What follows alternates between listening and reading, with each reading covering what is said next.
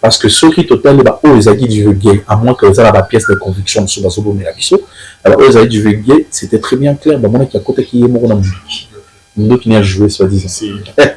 Donc je ne vois pas où est-ce que tu peux s'attarder. Tout le bas que il fallait d'ailleurs au kata hémorragie wana milice oignon sur yaki côté wana comme si les acquis bâtiments de groupement il y a mais armée bayaki wana pour que braquer agence il y a banque wana na place Victoire.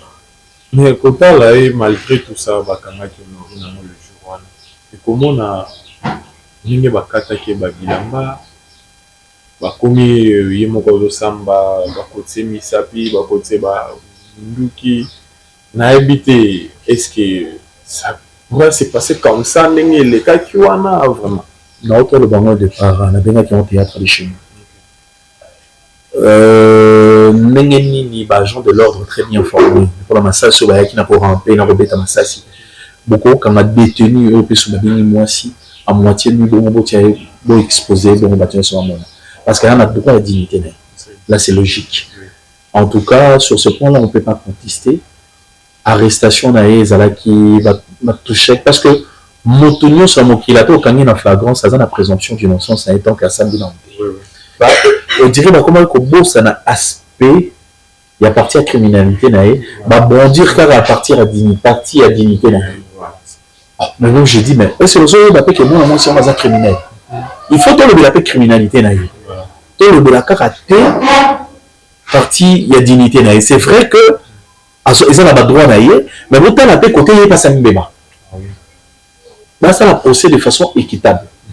J'ai vu les femmes s'alarmer, j'ai vu les grandes dames écrire, tweeter, ok c'est pas un problème mais elle n'est pas oublier que c'est une femme criminelle. Et une femme en détresse elle peut pas se permettre il y a ok au compte dans la banque pas braquer banque.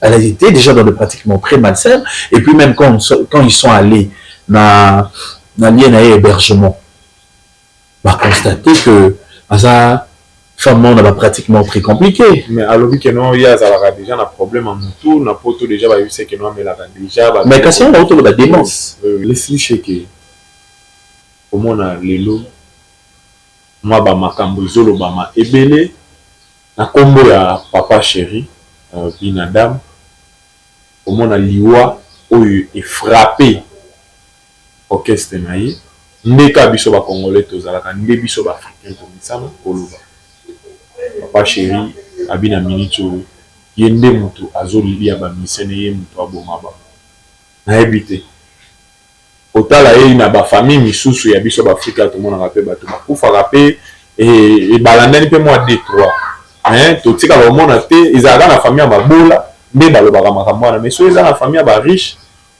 ezala mambo oli ate au juste les alarani nani le vélo va bien famille riche la famille bola avant na épingle wana non le banon problème ils ont battu surtout et puis na ba degré nyos ndenge ko zo mobola ndenge ko zo mutambo ben mingi ya batambo et comment faire interprétation so mutaza vedette so mutaza ba moyen so mutaza ma position socialement très bien.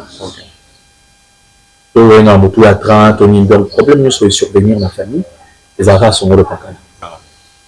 Mais dans le passé, quand on grandissait, les arabes voilà.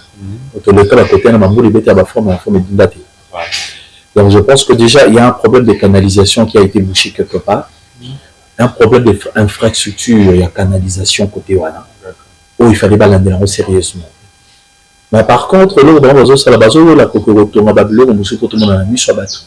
Mais dans le dénicher le problème parce que dans le passé ça l'a dit voilà les parlementaires un problème est-ce qu'ils en parlent dans bateau dirigé vers un censeur au Kamamboka est-ce qu'ils en parlent oui on est bien d'accord on a bandé mais il faut pas continuer à la paix problème parce que sinon si on tenait presque qui toque que problème il y a inondation je continue à persister bon ça il moment où besoin tourner à rond. C'est vrai qu'il y a la construction de Belges, ils ont fait des canalisations souterraines. Vous allez dire que égout, tu bien égout, canalisation souterraine, mais égout, mais canalisation assez, tu sais qu'il y a la fleuve. Bon, à un certain moment, vous avez bouché avec l'urbanisation actuelle, bah, tu as tourné partout, n'importe comment. Est-ce qu'il y a une stagnité dans le passé comme on stagne actuellement? Mais, puisque nous sommes face à cette situation, trouvez une solution. Voilà, bonjour, bonsoir, Balandinho, sur Adida de London TV, ça dépend de l'heure que vous entrez de mes capter. C'est votre humble serviteur Armand Mokonzi, Pierre Rabino, toujours, analyse à Malongato, émission Nakatia magazine d'actualité générale. Aujourd'hui, Armand Mokonzi, je suis là pour nous colober la bino. Maïe Matali Mboka Nabiso, République démocratique du Congo. Maïe Nini Ezoleka Nakatia Mboka Nabiso. Otala ete sujet à Honorine au lelo tomoni et comme ko ba dimension mususu comme ko changer mo makambu to komeka mpe ko solo la yango na invité na ngai na ko présenter binoye otala ete jibempi na lelo azo subir ba injure to ba maloba moko oyo to koki kolobela même pas par rapport ya ba liwa ndenge landani na kati ya orchestre na ye et puis kotala na mopanzi oyo komona mbulu ebetaki dernièrement komona bana fulu ndenge bazobwaka matiti na kati ya mai non likambo oyo ifo izwa solution avant na présenter invité na ngai tika na pesa nano bayanga mbote baye basala keno Armand Mokonzi ko kozala ngebu Armand Mokonzi ko kozala toujours chic je vois là Madame Adida de London TV maman sociale talaka kayo vraiment ya yango yo respect toi solo la na boboto asala mama na boboto tombeni na yepe au mona mobali ya boboto celui qu'on appelle papa na biso RK Bintu toujours social kaka ta social kala mingi te tozo créer ONG na biso moko Adida de London Ice Bell to créer kaka pour que non social eleki quoi. Je vois là depuis États-Unis Evariste Abdallah Mukada Masoulé Chobonganga bato basala keno Armand Mokonzi boko ko simba te so na molili bango bazali oye na physique nga mona tu maîtriser talaka apesi celui qu'on appelle son excellence Jésus Noël Cheke respect à toi talaka kalingwa la izo bonga grâce na yo aloba na yo lobaki yango ekokisami pourquoi pas celui qu'on appelle le maître avocat Alex Kandé Aka, respect à toi. Voilà, mon réalisateur, si tu es même langage avec moi, Koko Tselanga invité Nangaï sur le plateau, celui qu'on appelle Leslie Sheke. À côté d'un plateau pour que non, on essaie un peu de débattre dans mon Kambongo. Voilà, Leslie Sheke, bonjour. Bonjour Armand Mokonzi. Bonne santé. Oui, santé na rythme à Congo, tous en abisso bien. Santé ça bien, rythme à pays, rythme à Congo. Dans la modèle na biso le bac santé na biso ça bien. Ah voilà. malgré tout que non moi yo ebika o tshelo kolo tshi mais c'est ça. Voilà, c'est ça. Na rythme au ka ndenge na rythme à Congo, on lia mon tembele, on lia mon ndunda. Ah voilà. Vraiment dit écoutez moi bilolo ça très important et ton autres nzambe apesela biso mboka na biso Congo toko ko boya ngote mabena malamu ezala ya biso to linga yango to linga pe mokonza mboka to chaye maboko po to kende liboso quoi. Leslie Sheke moi mutuna moko ya moke yela kinga na mutu tango na monio kotala ye lelo na Congo na biso komona ndenge ba makambo nyonso zomona na Congo ces derniers temps na Congo okoki koloba nini to komi na enfer ça ne marche pas qu'est-ce qui se passe au juste na Congo na biso actuellement mais c'est que sur ce photo le bango mboka na biso ne fait que dégradation to remarquer tout le jour pour le battre que stabilité topé social il y a congolais aux alentours en 1960 il y a tout dans musique donc il y a une dégradation énorme et moi je dis que c'est là ils ont basé dans laisser aller un boulamatar il n'est tout bien à l'état donc l'état en haut c'est-à-dire bateau l'été zabingana yo na bateau nyos to sanga na bateau baza ko kolobela biso biso de l'état. Alors laisser aller biso moto mi pesa ba pratiquement qui côté. C'est ce qui fait que du jour au lendemain pays n'a biso zo régresser. N'a pas ces ascenseurs, les allures, mais ils ont perdre cap. Donc le grand souci est à côté. Donc il faut qu'on se le dise, on va pas se voiler la face. C'est que c'est très décevant, c'est très déplorable de voir que beaucoup de raisons en voie de développement, mais qui ne fait que régresser. Grand souci est à côté. Mais souci en eza bakonzi, to eza biso population, to eza des malédictions moko eza etangi biso. Non, malédiction, je pense que la responsabilité est partagée. Okay. Je vais pas aller sur base de malédiction. Okay. Responsabilité, d'abord il y a biso moko population, façon la biso se comporter. Tozo ko se comporter le colana jungle, biso moko population en haut, biso moko peuple. Et puis le colon en haut, bateau bazo kamba biso, les bateaux bazo animés de mauvaise foi. Bazo ya kaka ko kamba biso pour ma propre intérêt. Biso moko le quoi tozala naïf à chaque scrutin, à chaque élection, so ba ba kosi biso na moi kopaloso, na moi piodi, na moi polo, moi casquette, moi 5000 francs. Donc quand c'est qu'il faut voter mutuana. Donc comme marchander la voix, or ça bien censé que tu voter utile pour que tout le cas émergence c'est un beau cannabis. C'est ça le grand problème.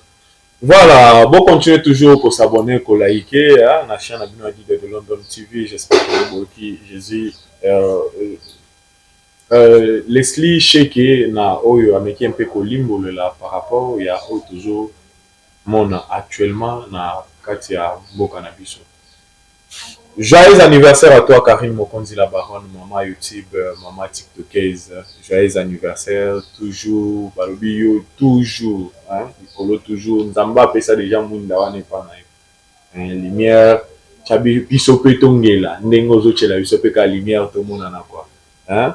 Zamba batela yo apesa yo toujours bambula ah ndeka tolobaka 120 ans et ça biso bien makasi to mona ko na 120 ans to betali solo na yo tango zalaka quoi.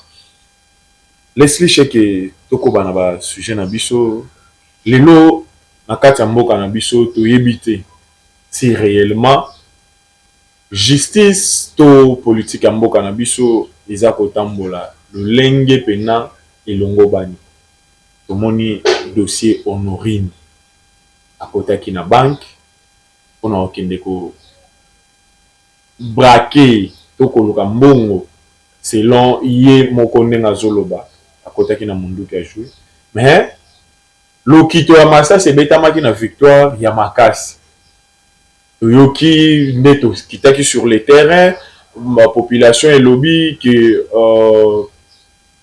quoi pem moko azalaki wana amekaki ko kanga ba braqueur o bayaki na kati ya banque de façon que no bako kobima na mbongo te na ebité pona yo ti tomona Honorine akomi na kosamba makambo azo samba bo okolobela biso nini en tant que moto amaele il y a le bosso son a bien qualifié titape son titrage dans le théâtre de chez nous vu la tournure des choses né makambi et tambolné mo salamaki pour moi que braqueuse moraillé na a joué et que pesa engouement to pesa situation et pesa lokito wana masasi ndenge lovaki situation qui est dans l'ende wana c'est comme ces acquis groupe d'armée mort côté que braquer banque na éviter soki eza carence il y a exercice il y a makambo tali balokito il y a de la part il y a ba militaire na biso de la part de la policier na biso aussi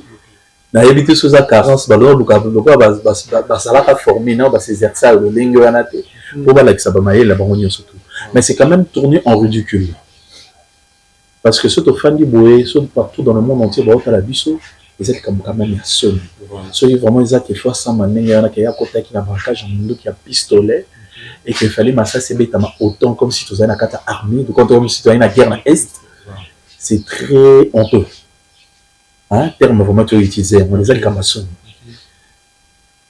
c'est vrai il fallait en fait l'intervention des agents de l'ordre par rapport à la situation sur la bengi bango normalement bayaka mais du moment peut-être qu'il n'y avait pas de tir eux autres dans la carte agence ça bon éviter pour il fallait pas mettre ça sur autant au jour on a victoire et bon moment qui comment ndiri bakutani Wazalendo na ba M23 désolé banati côté net te comprenez qu'il y a et pour qu'après bakekanga mwasi moko boye alobi azalaki neka na ndoki ya joué c'est quand même ridicule en fait.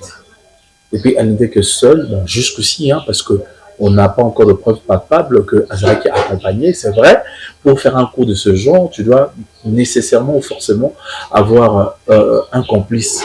Nakati à boîte, à cause de peut-être un complice, mais Azaraki accompagné. Parce que ceux qui total les bas ils ont divulgué, à moins que ça la pièce de conviction sur Basobo Melabiso, ils ont divulgué, c'était très bien clair. Bon, moi qui à côté qui est mort dans Mundo qui n'a joué, soi-disant. Donc, je ne vois pas où est-ce que tu peux s'attarder. Tout le bas, qu'il fallait d'ailleurs au kata hémorragie ou anana milice oignon sur yaki côté wana comme si les acquis bâtiments de groupement y a main armée baya qui wana pour que braquer agence ya banque wana dans la place Victoire.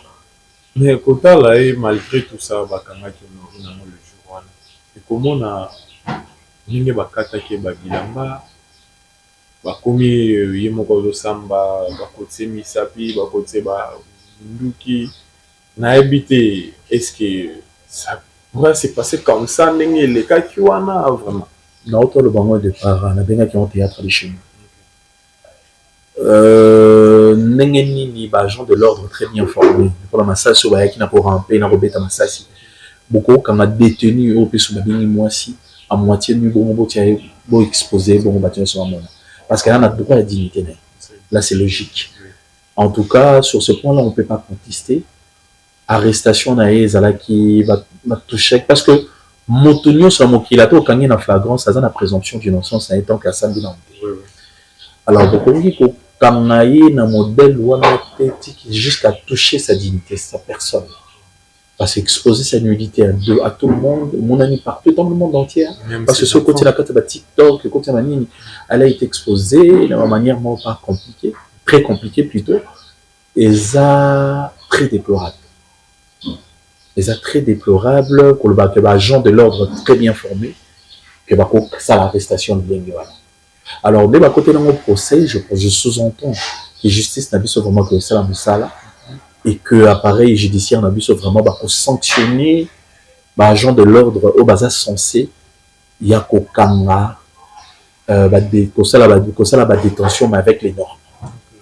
Mais kota là ils ont honoré à créer kaka mikati bilamba yemo côté pour que non pour bon vu n'ingaza ko samba to quand même procès s'il n'enterre on peut pas arriver à faire des conclusions parce que après mes écoutes to yokaki que tant va qui peut pas kangaye il y a sengi à se soulager au lieu de bosso to yokaki à sengi à se soulager mais tant va faire une cuve il est sur les matins et que batombola qui est de force. Ou la version du bosso tambola comme monde entier. Mais l'attend il y a zoko samba et à Saminenga na tabi ba on ba kata ki là. On peut pas seulement dire aussi ce qu'elle a dit que c'est une parole d'évangile.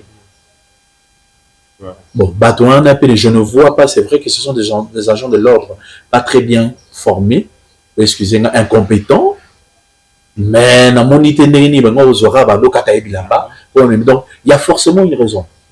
Alors moi, étant qu'analyste et puis sociologue, Soki, Nalina, mais qu'on déduire Féwana, donc il y a une explication de quelqu'un de bourse. Afin d'avoir une cuve, mais seulement ne voulait pas s'élever pour que Baki ait. Parce qu'il faut dire aussi que c'est une femme en démence. Azaki n'a ça, il fait à drogue, Azara drogué ma casse. Bah, blog et Bella, c'est qui même toi qui est braqué, bon, je pense que moi, à partir des démence les amis. Azaki sous les effets, alors il ne faut pas que forcément ce qu'elle va raconter, je vais prendre en compte. Parce que aussi quand je suis les procès, je sens que c'est une femme manipulatrice. Voilà. Et puis il faut pas aller minimiser sa personne. Et je pense pas que ça doit être son premier coup dans la vie. Parce qu'à il fait à drogue donner l'équipe à casse que débarquer mon autre. Alors ça on a cabine, mais qu'on compte à type banque. Je pense que autrefois elle a fait partie, il y a pas bande membre très compliqué. Azana moi expertise moi il y a un moment qui a donc malgré effet écoutez qu'il fait à démence, c'est fait à drogue, mais ça va pratiquement ça l'a d'une manière ou d'une autre. Dans ce sens-là. Alors, n'est pas minimiser, tout négliger que qu'il y a une femme en détresse. Oui, elle peut être une femme en détresse, mais c'est une criminelle avant tout.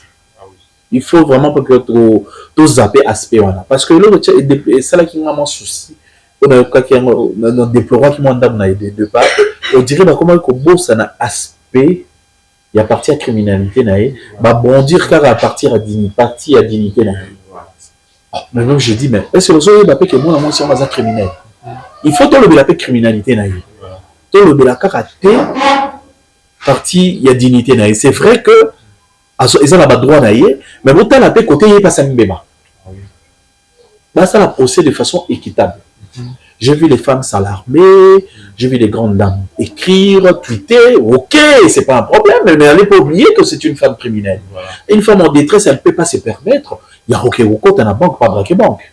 Elle a été déjà dans des pratiques très malsaines, et puis même quand ils sont allés dans l'hébergement, on va constater que ça femme on a pratiquement très compliqué. Mais à l'objet que non, il y a déjà un problème en tout, n'a pas tout déjà vu c'est que non mais là déjà. Mais quand on a autour de démence. Oui. Démence. Mais il faut y avoir que Babylone connaît qu'il a de perdre la criminalité. Parce que ça soit comme on peut qu'il y a une banque braquée, nous comme ça pas pour moment. Voilà. Alors ce sont des trucs à ne pas traiter à la légère. C'est très délicat. Il faut traiter plutôt avec délicatesse. D'accord. Dans ce sens-là. Voilà, bon, continuez toujours pour s'abonner, pour liker. Ce qui a retourné à Moutoune Zali, beaucoup de tout pour répondre toujours. Dengue à la kaka. Laissez-le checker. Comment on a les lots. Moi, bah, ma cambozolo, bah, ma ebele. Na combo ya papa chéri, Binadam. Comment on a liwa, où est frappé. Orchestre naïe.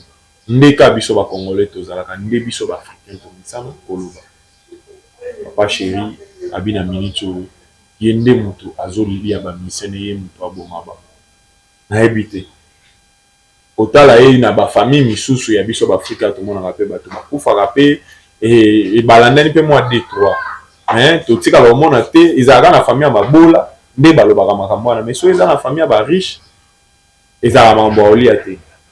Au juste, les Alarani, le vélo m'aura bien, famille riche, la famille Bola. Avant, on a épingle, on le problème, ils ont abattu surtout. Et puis, on a des grignos. N'est-ce pas au Mobola, n'est-ce pas au Motambo. Mais Ming y a Batambo, comme à faire interprétation. Soit Moutaza vedette, soit Moutaza la moyen, soit Moutaza dans position socialement très bien. Donc, le problème c'est survenir dans la famille, les arats sont le pacal. Or, il y a des faits naturels, comme la mort. C'est d'abord naturel. Il y a une spiritualité pesante. Mais c'est d'abord naturel, ça peut arriver à n'importe qui. Tout le monde appelle la famille, Bola, Landi, ça, on a un moment, on dit 7-8 personnes. Tout le monde dans la famille, on remet Bola. Donc, c'est un peu normal que il y a un moto riche. Moto peut avoir une position sociale bien, moto à train, et comme il a moto surtout. Donc, n'est comme il a mobola, n'est comme il a riche. Mais seulement, il faut pas tout qu'il y a une déduction. C'est vrai en Afrique, on a vu sur la mort, c'est quelque chose de pas naturel. Problème la vie en Afrique, il y a moins. Donc, il y a une justification autour de la mort. Parce que mon tout ce a béli pendant longtemps que bon voilà traitement ici limité et c'est normal qu'à Kofi. Mon tout pas autant mon andela ça l'accident et qu'il a tourné à ma vie et touché dans ma point vital il fallait enseigner à Kofi. La mort c'est quelque chose qu'on a trouvé sur la terre. Dieu a créé la mort. Et c'est le moment où on doit trouver ça naturel. Mais là ça n'a tout monde africain et plus précisément sur le Congolais tout le cas justificatif dans liwa.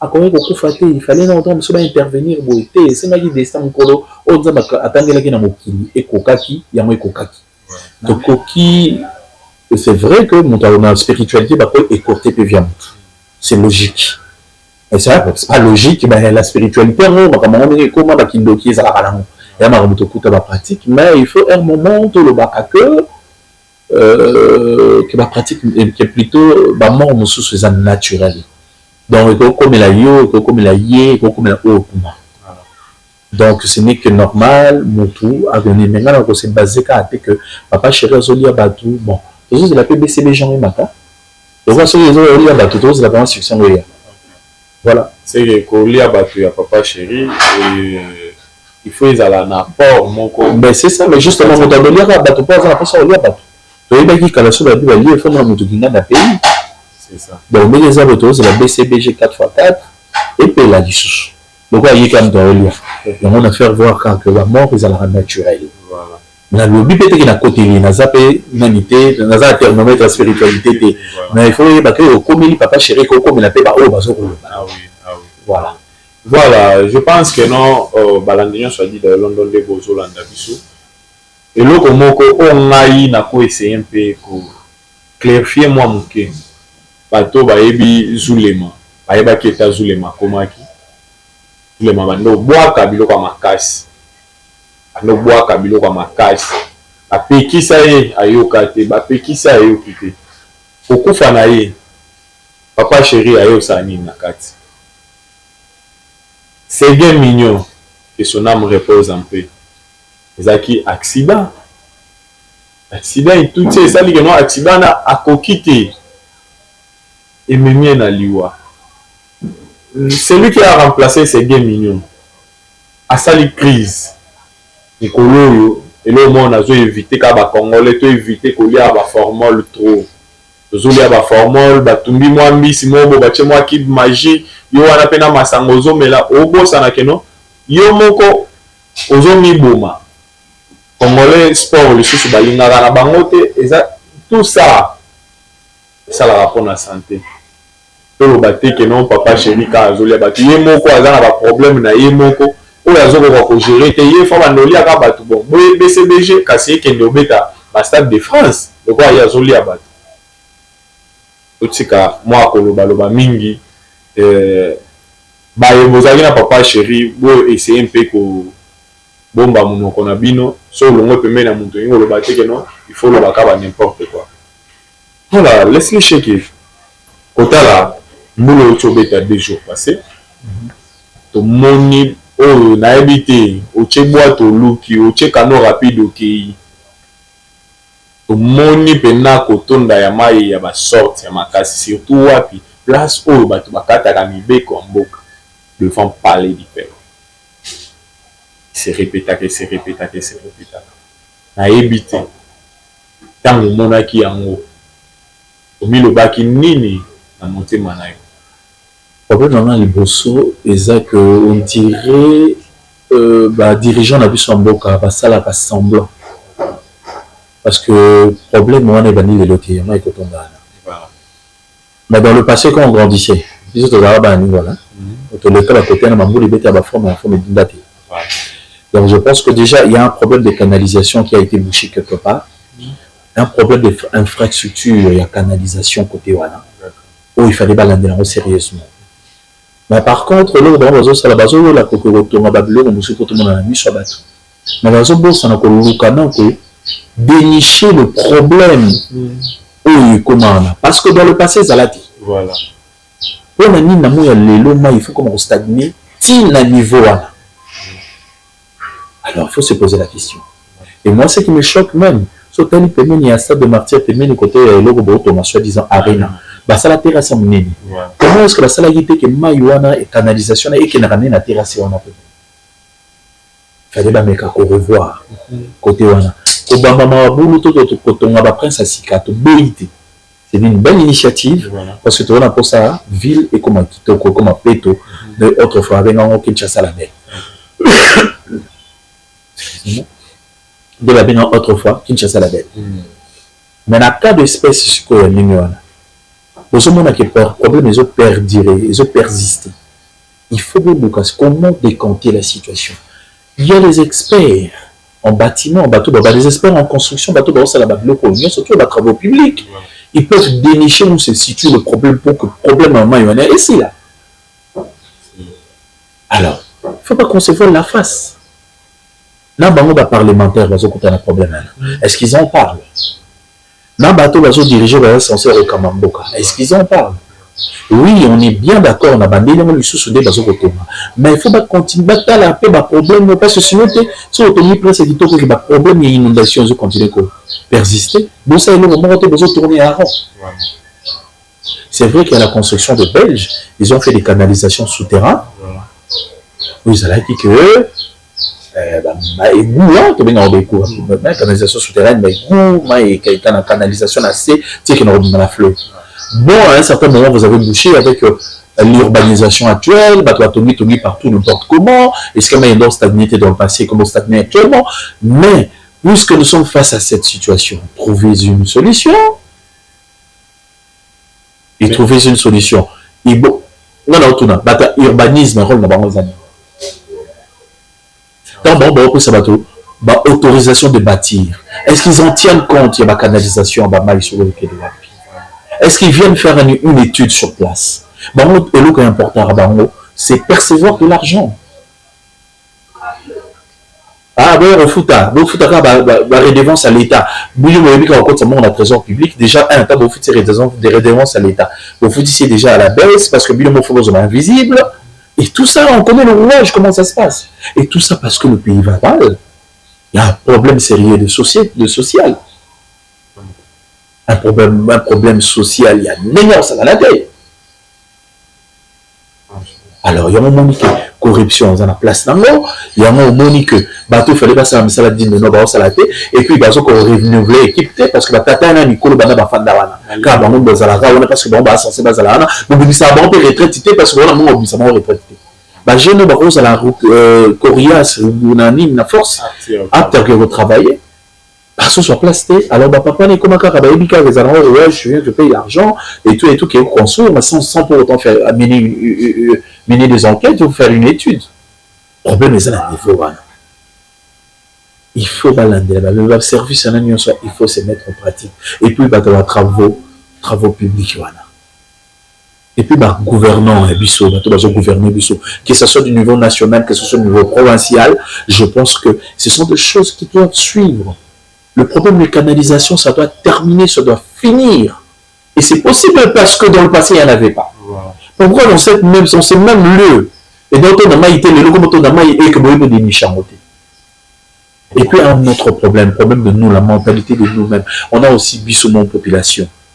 Et on revoir la mentalité de la biso. Parce que ce bambou, le bandou, le bête, on a battu au fond là-bas. Badal na bango. Au maï qui est des cas, na sa boula. Na microbe parce que la minga maladie ba musu ba profiter ba ba immondice na ba kotala bana fulu nde ba boaka ki pena pusu mobimba ya fulu. Il doit avoir des sanctions. Vraiment. Il doit avoir des sanctions là-dessus. L'autorité doit trouver des sanctions pour ce genre de personnes. Et puis sur le bébé que commis vraiment ba si na loba congolais au cara film on les a raté au bête de film au camion d'infraction au camion de la casse à l'ibolo pour combat à foutre à main probablement et puis que ça va servir d'exemple à bateau belé et puis que ça va servir à bateau belé et servir d'exemple à bateau sur la ticane. Voilà. Déjà awa nous sommes en train de subir à Kinshasa l'exode rural bateau nous sur le zone intérieur bateau enfin à Kinshasa le comme un surpeuplement comme pas possible dans le but que ça doit en avoir. Mais est-ce qu'il y a déjà un suivi? Car là moi je me rappelle le soir où Yambi Moutou nanda ko mabino. Il faut la commune les a signifié et dans la quartier matiti na commune. Mais le contraire bah toi ta même intérieur bah ça la SDF bah sans domicile fixe bah là la na banzela kolaba moto et kolaba moto est-ce que vous trouvez ça normal? Et c'est un truc à réglementer. Le même la naissance la carte d'identité ça a signifié la commune. On a besoin de tout ça. Il faut de l'exode rural, oui, ça doit être pour Kinshasa, ça fait une capitale à pays là-bas. Mais il faut qu'il y ait la norme. Parce que ce n'est pas la norme, rien n'importe comment. Les locaux surpeuplement, on est sur l'intérieur. Mais entre autres, il faut la difficulté. Sur les bancs, c'est le matin l'intérieur. Tout le pays, les amoureux des problèmes. Bien sûr, il y a Kinshasa. Kinshasa, vous avez retourné en désordre. Vous avez refait dans des conditions compliquées, les autres dans l'embouteillage intense. Quand tous les bacans tournent dans la basse. Mais non, mais ce n'est pas normal. Or, ce qui vraiment pour la matin, c'est là qu'il était à solo. autorité azali na biloko nyonso to ndinga za réglementaire. Au monde, il y a 10 ans, 15 ans passés, tu regardes la situation de l'embouteillage hôtel, on roulait circuler calmement. Hein? Mais le bon, surtout, là, la salle sur n'a pas un langue. Et si, la tenue se bat à la Kinshasa. Oui, makolo. Tu vois, il y a droit à bino, il y a capital à payer à bino. Bon, il y a pas de la carte. Oui, au Salanine. Et là, on est le malin comme ça, la Kuna, au fait, au Salah ici. Mais on fait dans la situation médiocre. Alors, non seulement Kinshasa est un mélange à la civilisation. Il faut qu'on en parle aussi. Voilà. Parce que les coloniaux sont écoutés. Parce que, par exemple, ce petit tour, quand vous avez dit Goma, quand Goma ils ont pays, même dans Lumbashi, dans les gens qui sont dans la civilisation là-bas. Au moins, la ville est peut-être propre, dans la façon dont on se conduit, dans la politesse. Parce que, dans la baronne de Bazalara. Maintenant, tu écoutes les Kinshasa, beaucoup de bâtiments sont sur la haute équateur, sur la haute Kasai, bâtiments sur la haute. Mais nous sommes en train de nous un comportement. Mais ce qu'on s'en rend compte, c'est un peu le problème début sur le sol congolais. Mais il fallait autoritaires à rapport à réguler. Tous dans la ligne de conduite comme de bons citoyens. C'est là que se pose le problème. Il faut que les gens s'élèvent. Il faut que plutôt l'autorité s'élève. Ceux qui ont dit que si les sont bâtons, si les sont foués, il faut changer de son mentalité. Sur la sanction est comme sévère, mentalité va changer.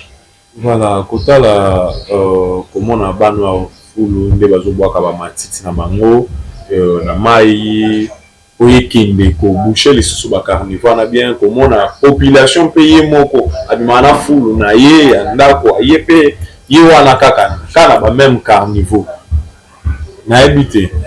Il y a les d'abord.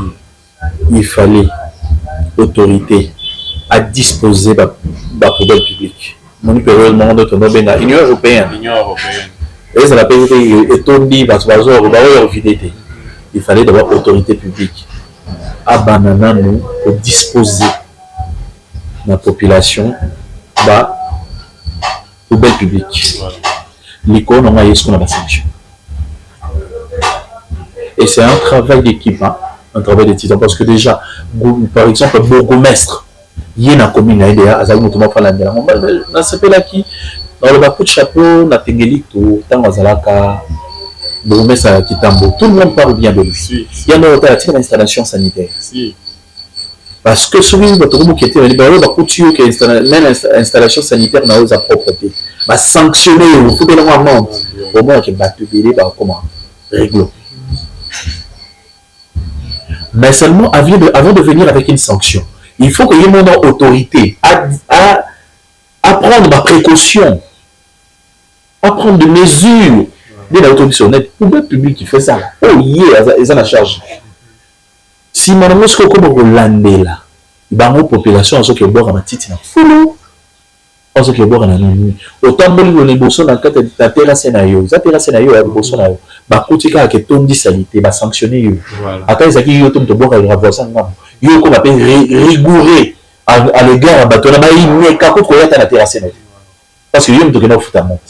Et puis ainsi de suite, vice versa. Il n'y a pas un lingateur au bord et pas naïf parce que c'est comme ça que la discipline commence quelque part. Mais seulement pour que nous connaissions, mais fais-le non l'État. Il y a la poubelle publique. C'est que nous qui sanctionnons tout le monde. Parce que il y a un moment dans la population, bon, on va. Il y a la foule en casse la salle. La réponse à ça. Mais c'est vrai qu'il y a un informel, il y a pas d'autre mamboka. Il y a un autre mamboka, aux autres, la que non, l'État face à la.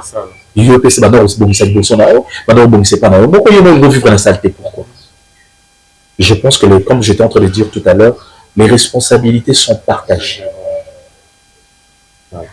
Et ça, la part, il y a autorité de l'État, la part, il y a bissomoko population, façon la bisso la conséquence. Il faut à tous les niveaux, le problème les a changé. Et pour que changement de mentalité, et il y en a qui nous surtout, parce que là je suis en train de parler de Kinshasa, il doit avoir des sanctions, il doit avoir des mesures. Ce qui va salir la sanction, ma capacité, qui doit changer. Comment on a bateau, puis le place, on a site, il faut parler du peuple. L'État a la vie sur mon âme. Alors, le Cameroun, il y a mon problème ici dans le père. C'est vrai que l'État a fait un erreur. Parce que l'État peut être là-bas, il y a un sanctionnement. Ah oui. Il côté là-bas, il y a un parce que si on a un film au bas de la moto. C'est ça.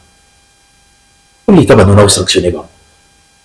Alors, je pense que ce qui autorité n'a vu chose sévère, c'est maintenant qu'il y a ça. C'est vrai que pour être humain, on commence toujours par une sensibilisation. Après la sensibilisation, on passe à l'action. Il faut que les cannabis action. Il y a un biseau de ça, moi, structure, il y a Académie citoyenne pour apprendre au bateau. Une ligne de conduite dans la population, dans la société. Aux compatriotes, aux citoyens, aux une ligne de conduite. Il faut toujours se comporter en exemple, comme un modèle. Il faut servir d'exemple. Parce que yo déjà, si vous salez bien, voisin, n'a eu peur de ça la bien, pour de ça la.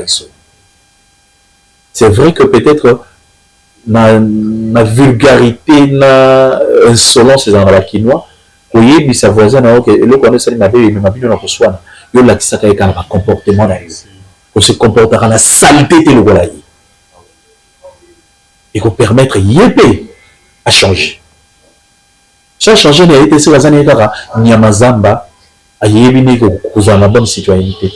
Et puis la plupart de ces personnes, excusez-moi de le dire, ce ne sont pas de vrais Quinois. Oh ben on s'est comporté. Bon, ils ont pas tout besoin d'intérieur, bah ils s'est comporté de la chasse. Et le coup tu vas prendre, bah ça va s'adapter, va se comporter de bonne manière.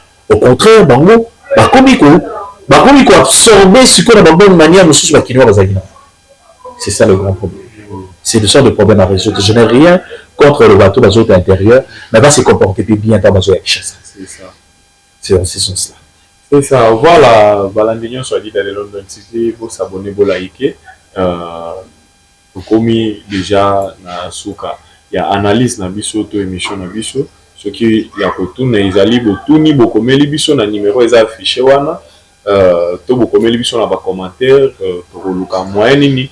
Ya kokende kobumisa to kolanda bisika oyo bokotinda biso pona okende oza image. Laissez-nous checker.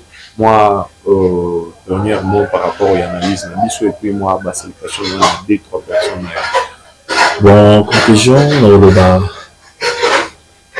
Tout ce qui est un sujet du bosso, tout ce qui est un théâtre de chez nous, je veux que l'appareil judiciaire, j'implore plutôt que l'appareil judiciaire est ça n'a été de va pouvoir trancher procès il y a Honorine Porsche digne de nous au Banda Nandenge basala qui est arrestation de façon indigne et qu'on chuter la ndenge quoi ça criminel ninga sala qui criminalité c'est vrai que le rôle à Kenek une action qui n'a sous la tête de Bengango tentative de braquage mais c'était ça dans ses intentions ce qui peut ma camona nécessairement il bandaté alors bien maintenant on l'attaque non on doit avoir ça sous tentative il doit casser le braquage bref pas que l'appareil judiciaire ça d'une dedans et puis net il va souci maramotalin n'a pas qu'il y a problème les auront maintenu surtout et puis on a fait les loyaux pour glober pour faire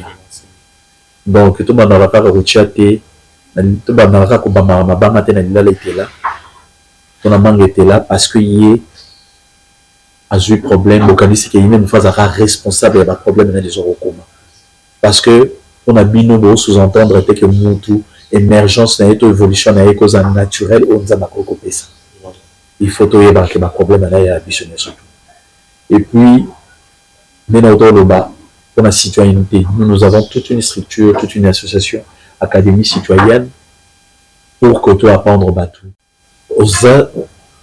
aux citoyens il faut se comporter dignement il y a mis là qui ça que aux en appose à émergence il y a beaucoup nayo aux en appose à évolution il y a personne nayo moko banda ko servir d'exemple dans bateau bazar moti mais seulement je demanderai aussi à l'autorité de venir avec des sanctions à zone ba précaution en tant qu'autorité et puis il y a la sanction pour que ça la bateau changement de mentalité nous sommes dans une phase où le changement de mentalité est très important très capital surtout pour la bande qu'on a sur la zone intérieure. Donc on va arriver au ça là changement de mentalité Et après ces changements de mentalité, vous allez voir que l'évolution de Koyana Katamboka, pour le monde, que même un problème à salubrité, même un embouteillage, une incompréhension de vraiment dans cela, et qu'on change. Et puis aussi que l'autorité puisse revoir le social du Congolais, pour que la corruption ait prendre fin. Les lots, même sur la voie, sur le point de circulation routière, et qu'on a d'abord une tâche de la roulage, et on se demande qu'il faut réguler la situation en nature. Nous sommes des années de corruption parce que le social n'a pas besoin de bien, dans la situation qui est de côté. Et tout ça, ils ont la généralité d'un problème. Tout ça. Alors, tout ce que je pouvais dire en conclusion, il y a Moana. Et pour salutations, je souhaite bon vent à l'excellence de Jésus Noël Cheki. Na ndenge azuma transport parce qu'il y a pas vraiment notamment beko na ba makanisi ya bien na ba initiative ya bien amokapé ko réguler dans le secteur où on est à transport quand on est là tout à l'heure à part qu'on sensibiliser y bata secteur à transport mais il faudra aussi que les sanctions puissent s'en suivre parce que la sanction on soit mettre en pratique le problème est belé et vous allez dégager dans le secteur où on est à transport. Autant aussi dans le secteur où on soit article. Et puis je dis ainsi à tous les Quinois, et puis je salue la grande famille Chéké, je salue tout le monde. Dans Bateau Balandi, Bateau l'intervention normale. À chaque fois que vous avez besoin de moi, vous pouvez contacter même Armand, regarde Armand, sur le site de suggestion, nous avons un rapport dans le Rabino. Nous avons copé, la Pessa Rabino, dans la école, on a inscrit droit basique. Hein, vous pouvez toujours me suivre sur Parlons droit avec les clichés. Je vous apprends les droits basiques, le droit labino, le devoir labino, l'obligation labino. Donc, je suis là vraiment pour accompagner cette citoyenneté. C'est la chose que je peux dire. Merci surtout pour l'invitation à Armand Mokonzi. Merci Leslie Cheki. Merci aussi à Balambignon sur Adida de London TV. Vous continuez toujours pour s'abonner, pour liker. Hein? Awande ici, quand vous avez un sujet, vous avez information, vous avez analyse qui est au Kaboué. Vous avez Madame Michael Cheki, Madame Simba Cheki. Moi, c'est Kitoko, moi, Samael.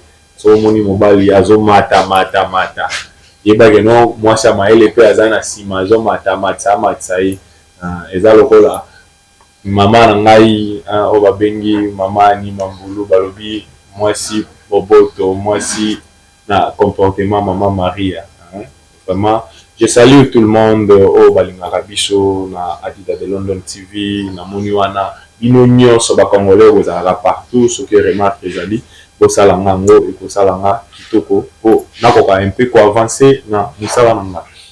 Voilà, ngana bino tokutani mbala sima sur notre édition. Bye bye. Bye.